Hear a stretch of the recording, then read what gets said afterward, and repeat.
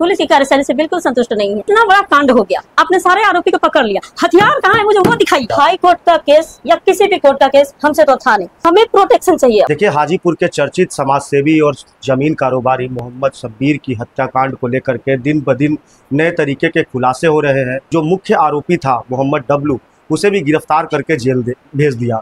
हालांकि पुलिस ने तो इसमें सफलता हासिल कर ही ली, लेकिन उसके बावजूद कल उन्होंने जो पुलिस के समक्ष जो बयान दिया और देशमत न्यूज़ को उन्होंने बयान दिया, उन्होंने यह स्पष्ट तौर पे कहा कि मुझे मोहम्मद शब्बीर की हत्या का कोई पछतावा नहीं है और मेरे साथ में दमन और शोषण किया गया था, इस कारण मैंने ये कदम उठाया। लेकिन ठीक उसके अगले ही दिन फिर से एक बार मोहम्मद शब्बीर के परिजन जो है इस बात को लेकर के परेशान है और अचानक से मोहम्मद शब्बीर के परिजनों ने हाजीपुर में तमाम जो भी पत्रकार है सबको बुला करके एक कॉन्फ्रेंस का आयोजन किया है और हमारे साथ में बात करने के लिए मोहम्मद शब्बीर की पत्नी मौजूद है। किन सब चीज़ों को लेकर के आपने आज प्रेस कॉन्फ्रेंस की और लोगों को बुलाया है? जो मीडिया में जो फॉल्स न्यूज़ आ रहा है कि वो एक दबंग टाइप के आदमी थे, उन्होंने अपने रुतबे का गलत इस्तेमाल करके ज़मीन हड़प ली, ये मतलब हमारी उनकी आत्मा को तो झकझोर ही देगा। हमें भी इतना तकलीफ देता है कि क्या कहें। वो पूरी जिंदगी दूसरों के लिए समर्पित रहे। एक एक बच्चा बता सकता है आपको, बूढ़े से बूढ़ा आदमी से लेकर आप किसी से पूछ लीजिए, वो बता सकता है कैसे आदमी वो थे।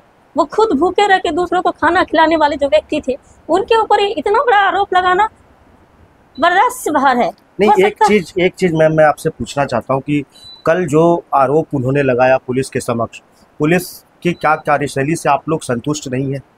जी नहीं, हम पुलिस की कार्यशैली से बिल्कुल संतुष्ट नहीं है। अभी इतना बड़ा कांड हो गया, आपने सारे आरोपी को पकड़ लिया, हथियार कहाँ है मुझे वो दिखाइए।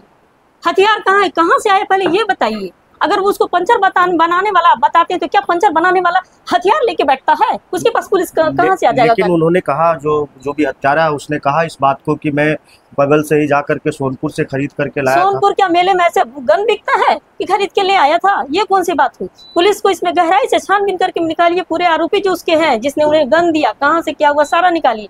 अभी पेशे से वकील होने के बाद एक वकील जो पूरा न्याय व्यवस्था को संभालने वाला है, उसे नहीं पता है कि कैसे क्या किया जाता है, कैसे हम आरोपी को अपने घर में पाल रहे हैं, ट्रेनिंग दे रहे हैं, कैसे किसका मर्डर करना है, ये ट्रेनिंग दे रहे हैं आप वकील बन के।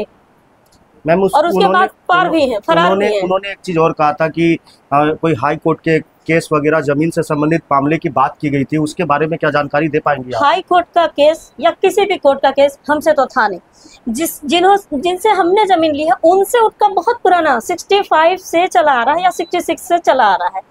तो वो केस वो जहां भी जाते वो हार जाते, क्योंकि उनके पास पेपर ही नहीं है, इसीलिए वो हारे। हमारे पास तो पूरा मैं पेपर लेके बैठी हूँ, देखिए सारा पेपर, देखिए सारा पेपर लेके मैं बैठी हूँ। हमने एकदम क्लियर जमीन खरीदी है, इसमें कहीं कोई तामझाम कुछ नहीं था, तब हमने ये जमीन ली है। मेरे हस्बैंड जो जमीन का कारोबार करते, क्या उन्हें नहीं पता है कि कैसी जमीन खरीदनी है? इसके अंदर मैम एक चीज़ और भी वो लोग कह रहे थे कल जब पीसी हुआ था और वो आरोपी था, आरोपी ने कहा कि हम लोग थाने के ऊपर भी जाते थे और तरह तरह के तो हमें दबाने की कोशिश की जाती थी, धमकाने की। और उन्होंने तो यहाँ तक भी कहा कि 8 दिन पहले आरोपी आपके घर पे आया था और उसने कोई पैसे वगैरह को लेकर के झंझट हुआ था। तो इन बातों में कितनी सच्चाई है? इस चीज़ का आप इन्वेस्टिगेशन करिए, पुलिस में पता लगाइए कौन सा केस है, किसने दायर किया था, कहीं उस केस में शब्बीर आलम का नाम है भी कि नहीं है। और जो पैसे की बात है तो वो सच बात है कि कुछ दिन पहले आया था, लेकिन इस रूप में आया था कि हमने उसे पहचाना तक नहीं। वो बोला कि घर में शादी है, पैसे चाहिए, क्योंकि मेरे हस्बैंड एक समाज सेवी थे, किसी के घर में शादी ब्याह या कोई काम हो उसके लिए पैसा हमेशा देते थे। उन्हें लगा कि ऐसा ही कोई आया है मदद मांगने। उनने उनसे पूछा, बाबू कहाँ से आए हो? तो पहले उसने कहीं और एड्रेस बताया कि मैं बागली से आया हूँ। फिर नेक्स्ट टाइम उसने फिर बदला कि हम कहीं और बताया। लास्ट में पूछते पूछते बताया कि ये बगल वाले घर जो है ना, मैं वहाँ से आया हूँ। तो उनको जानते हैं। आप लोग आरोपी की फोटो देखने के बाद में उनके लोगों जिनकी फोटोएं सामने आई, जो लोग वीडियो में आ रहे हैं, क्या उनसे आप लोगों का पहले से कोई संबंध या पहले से जान पहचान कुछ भी आप बता सकते हैं? कुछ भी नहीं था। मैं क्या, ये मोहल्ले में पुराने रहे, मैं तो 1 साल से रह रही हूँ। जो पुराने रहने वाले हैं वो भी उनको नहीं पहचानते, क्योंकि वो कभी यहाँ रहते ही नहीं थे। वो पूरी फैमिली प्लानिंग थी, उस प्लानिंग के तहत वो व्यक्ति उस स्पेशल टाइम में आया था मर्डर करने के लिए ही। और जो आसपास के CCTV फुटेज में आया है, वो घूम ही रहा था यहाँ से वहाँ। कल कुछ औरतें आई थी यहाँ बगल से, वो लोग बता रही थी कि वो हमारी दुकान पे सारा दिन बैठ के उस दिन वॉच किया। जब शाम में वो देख लिया कि इधर जा रहा है तो वो पीछे पीछे गया होगा। मतलब इस कांड के पीछे की कोई आप लोगों को, आपके परिजनों को लगता हो कि हाँ इस कारण उन्होंने हत्या की होगी, ये द्वेषता के कारण या प्रतिद्वंदिता के कारण या कोई भी कारण है आपको लगता हो? नहीं, हमें तो बिल्कुल भनक ही नहीं है ना। तो मेरे हस्बैंड ऐसे थे, एकदम शांति से हम लोग रहते थे, कुछ भी ऐसा नहीं हुआ था कि हमें कहीं से भनक लगती कि कैसे ऐसा है। ऐसा था ही नहीं, समझ में आया ही नहीं। उनके मन में कहाँ से जहर खुला हुआ था नहीं पता। उन्हें ये बर्दाश्त नहीं हो रहा था कि हमारे बगल में दूसरा क्यों बस गया, क्योंकि उनकी पुरानी केस दूसरे के साथ थी इस जमीन पे, तो वो चाहते थे जमीन हमारी ही रहती। लेकिन जब हमने इसे खरीदा है तो हम उसे दान तो नहीं कर देंगे। इसके बाद भी वो लड़ाई झगड़ा कर रहे थे, तो हमने ये भी कहा कि जब हमने यहाँ रहने वालों को जमीन दे दे के दूसरे जगह बसाया है तो तुम्हें जो चाहिए वो कुछ थोड़ा बहुत हम तुमको भी दे देंगे। तुम्हारा टूटा फूटा घर है, तुम अपना भी घर बनवा लो और हमें भी चैन से बस जाने दो, क्योंकि हम पड़ोसी से झगड़ा करके, रिलेशन खराब करके लंबे टाइम तक रहना नहीं रह सकते, ना रहना चाहते हैं। अब आगे आप क्या करेंगे?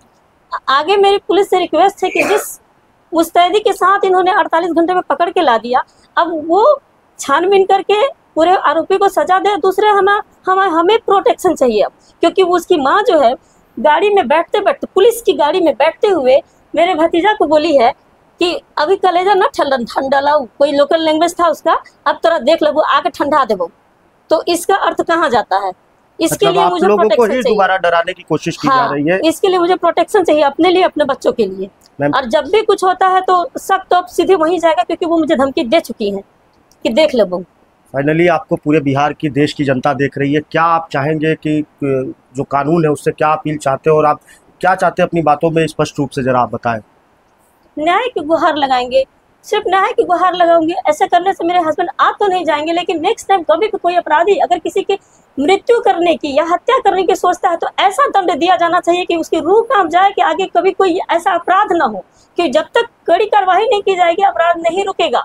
ये आए दिन आम बात हो गया है। उसके 2 दिन बाद आर्यन कॉलेज के पास हुआ, फिर कुछ दिन बाद थोड़ा आगे हुआ, ये आम बात होता जा रहा है। किसी का कुछ है, थोड़ा सा भी कुछ है, बस गोली चला दो, ये कौन सी बात हुई? इसके लिए वैशाली पुलिस को कड़ी कदम उठाना ही होगा।